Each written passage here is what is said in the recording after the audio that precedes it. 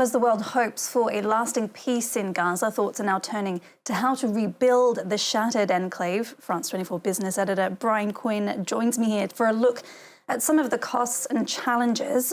Brian, what is the state of the Gazan economy at the moment, if there even is one? Well, Karis, that's it exactly. There is not much of an economy to speak of. Money changes hands, of course, mostly for very expensive food products. Employment, though, and investment are essentially nil. The UN estimates that as of August, 78% of Gaza's buildings had been destroyed or very heavily damaged. 98% of its farmland has been rendered unusable due to Israeli strikes. 83% of its electric infrastructure destroyed as well. The enclave's nominal GDP was down by 83% last year, the first full year of war. It was down another 12% from that in the first quarter of 2025.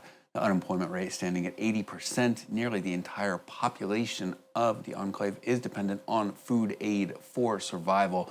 The United Nations says it has less than a third of the $4 billion that it needs to fund its urgent humanitarian operations. Take a listen here. At the moment, only 28% of the $4 billion needed for the 2025 flash appeal for these areas, for the OPT, has been funded. Only 28%. So every government, every state, every individual that has been watching this crisis unfold and wondering, what can we do? If only there is something we can do. Now is the time to make that generosity count. And on a longer horizon, Brian, what kind of costs are we looking at to rebuild Gaza? Well, with this scale of destruction, it is difficult to say, of course. For the moment, estimates put the rebuilding cost at between $50 and $80 billion, with $20 billion needed in the first 3 years alone. The United Nations put its rebuilding costs at around $54 billion back in February. There are, however, plenty of experts out there who say that that is likely to be a serious underestimation. The UN says Gaza has lost the equivalent of 60 years of development under Israel's bombardment, with the physical environment there continuing to be highly toxic due to bodies unrecovered and unexploded ordnance amid the rubble.